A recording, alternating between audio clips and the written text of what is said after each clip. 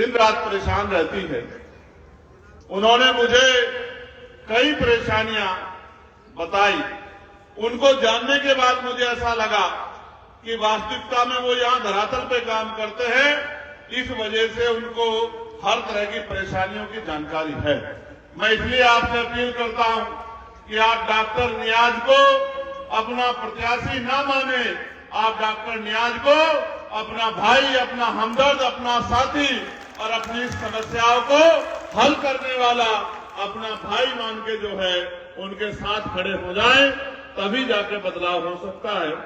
मेरे दाहिनी तरफ हमारे मिशनरी कलाकार भाई मंजीत सिंह जी भी यहाँ मौजूद हैं। उन्होंने भी आपको अच्छे अच्छे मिशनरी गाने सुनाकर आपका सम्मान किया होगा। वो बड़े चंचल स्वभाव के हैं, महफिल को जमाने में बहुत जोर लगाते हैं। मैं पिछले लंबे समय से उनको देख रहा हूं। सम्मानित साथियों, अब हम विधानसभा चुनाव पे चर्चा करेंगे।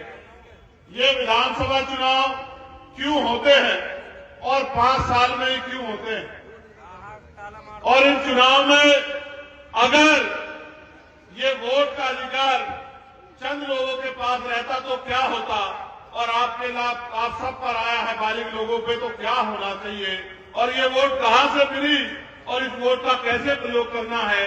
जब तक इन सब बातों को आप नहीं समझोगे तब तक मुझे नहीं लगता कि आप अपनी वोट का सही फैसला ले पाओगे।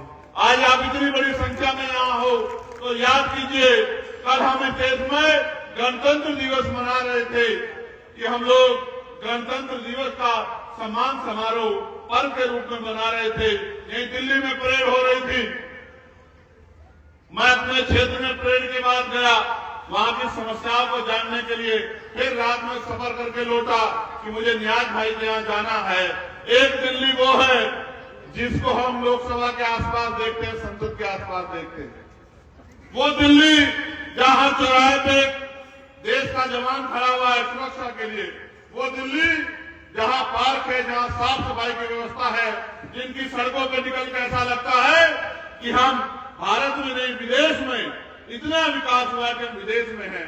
एक वो दिल्ली है जहां शाम के समय टैंकरों से पेड़ों को, फूलों को पानी दिया जाता है, साफ सफाई होती है और तमाम तरह की व्यवस्था होती है, साफ चौबंद है। और एक दिल्ली ये दिल्ली है जिस दिल्ली को देख के लगता है कि हम दिल्ली में नहीं हैं, क्योंकि दिल्ली तो बड़े दिल वालों की है, लेकिन यहाँ आते आते तो सरकार का दिल बड़ा छोटा हो जाता है। क्या तो आप में कमी है या सरकार में कमी है? आपको मुझको समझना पड़ेगा, एक में तो कमी है। तो मैं आपको नहीं मान सकता जो लोग इस देश में टैक्स देकर लोगों का पेट भरते हैं। मुझे भी तनख्वाह आपके टैक्स के पैसे से मिलती है, और यहाँ खड़े हमारे अर्धसैनिक बलों को और हमारे पुलिस के जवानों को भी तनख्वाह आपके टैक्स के पैसे से मिलती है। तो आप तो मालिक हैं, आप गलत नहीं हो सकते। वो सरकारें गलत है जो वोट तो आपसे लेती है लेकिन काम पैसे वालों का करती है। क्योंकि अगर वो सरकारें अच्छी होती तो आज आपको इतना अपना काम छोड़ के मेरी तरफ, भाई नियाज की तरफ आंखें फैला कर नहीं देखना पड़ता, उंगली से नहीं देखना पड़ता कि हमारे यहाँ बदलाव की जरूरत है। सम्मानित साथियों, इस देश में वोट का अधिकार सबको नहीं था। इस देश में राजतंत्र था, राजा महाराजा राज करते थे, और जो रानी के पेट से जन्म लेता था उसके माथे पर लिखा होता था कि ये राज करेगा, ये राजा बनेगा। लेकिन एक समय ऐसा आया, आजादी का संघर्ष स्टार्ट हुआ, आजादी के संघर्ष में सब लोगों ने बलिदान दिया, और एक समय ऐसा आया कि अंग्रेजों के पैर उखड़ गए। अंग्रेज जाने लगे तो कहने लगे कि चलो देश तो आजाद मांग रहे हो, देश आजाद हो भी जाएगा, लेकिन चलाओगे कैसे? कैसे चलाओगे? क्या तरीका चलाने का? हर आदमी तक सुख सुविधा कैसे पहुंचाओगे? तो सबने देखा कि ये तो वाकई में कठिन काम है। इसके लिए देश विदेश में जाया गया, हर आदमी से बात की गई, बहुत सरकारों से बात हुई कि देश कैसे चलेगा। अंत में एक दरवाजा खटखटाया गया, वो दरवाजा डॉक्टर बाबा साहब अम्बेडकर का था। जब उस दरवाजे को खटखटाया गया और ये पूछा गया कि देश कैसे चलेगा, उन्होंने कहा इस देश का संविधान लिखा जाएगा, वो संविधान सुनिश्चित करेगा कि गणतंत्र का मतलब ये होता है कि जनता द्वारा जनता का शासन, जनता जिसको चाहेगी कुर्सी पर बिठा देगी और जिसको चाहेगी जमीन पे पटक देगी, जनता का राज होगा, जनता के हित की बात होगी, कोई असमानता नहीं होगी, न सामाजिक रूप से, न आर्थिक रूप से, न राजनीतिक रूप से, न धार्मिक रूप से, कोई छोटा बड़ा नहीं होगा, सब बराबर होंगे। सबको पढ़ने का, लिखने का, नौकरी करने का, रोजगार करने का, आगे बढ़ने का, मुख्य धारा में आने का और सब जगह घूमने का अवसर और आजादी प्राप्त होगी।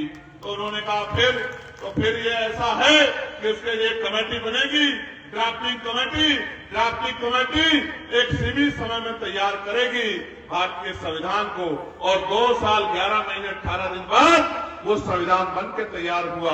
मैं तो कभी कभी सोचता हूँ, तोमर साहब, जब मैं सुनता हूँ गणतंत्र के कार्यक्रम को, तो वो कहते हैं आज हम आजाद हुए थे।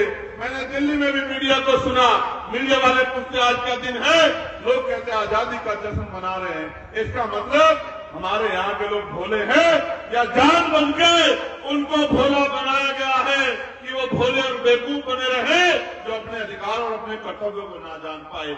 आजादी 15 अगस्त को मिली थी और संविधान लागू हुआ 26 जनवरी को।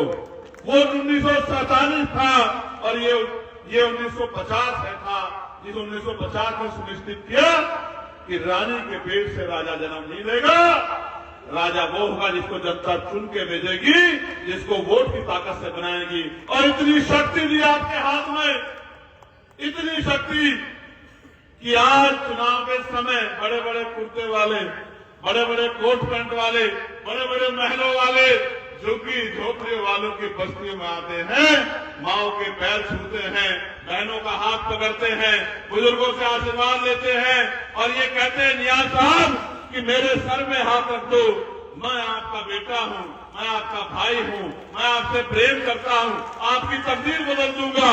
ऐसी मीठी मीठी बातें करके आपको गुमराह करने का काम करते। ये क्यों करते हैं आपको पता है?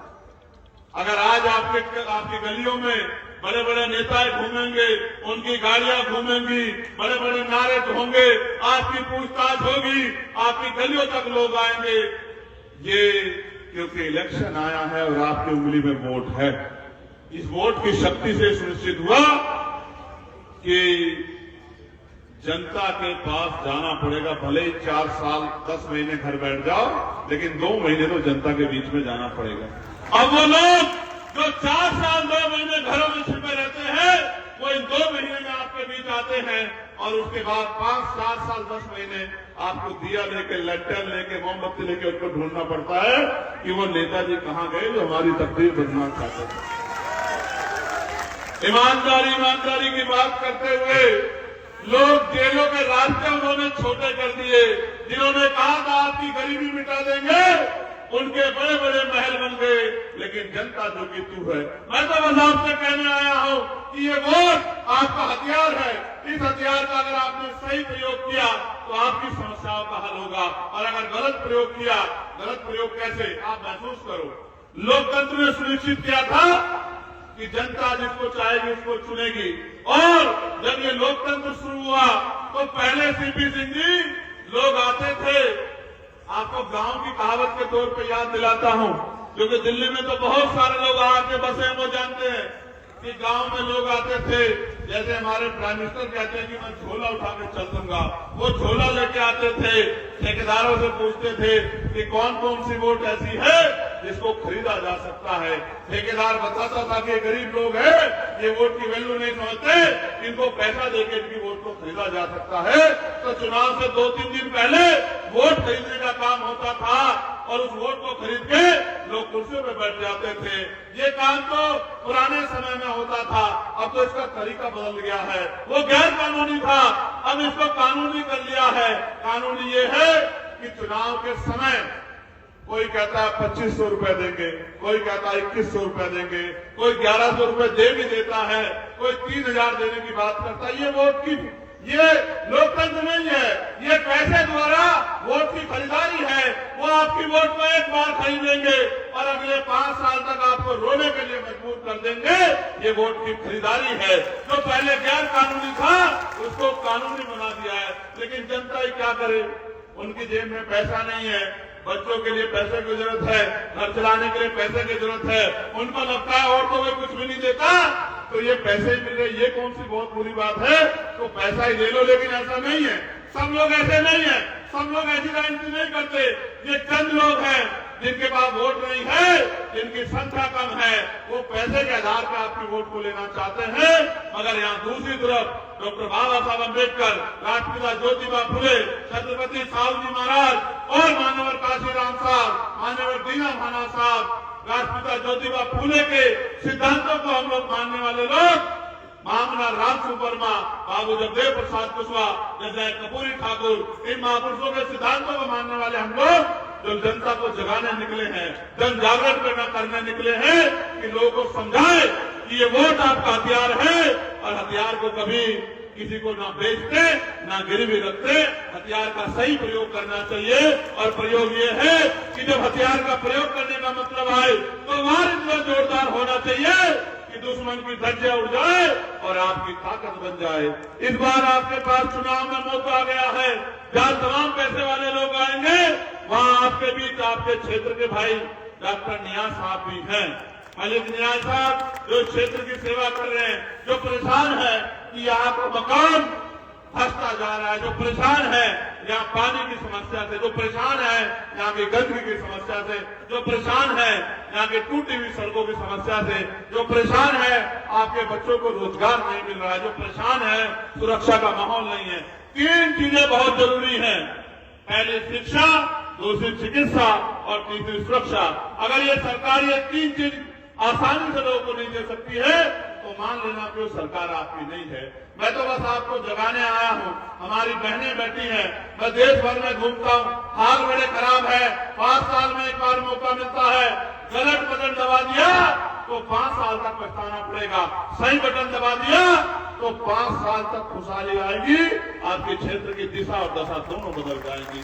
मैं आपसे मदद मांगने आया हूँ, भाई नियाज के लिए नहीं, आपके लिए, कि आप अपने और अपने बच्चों के बारे में सोचो।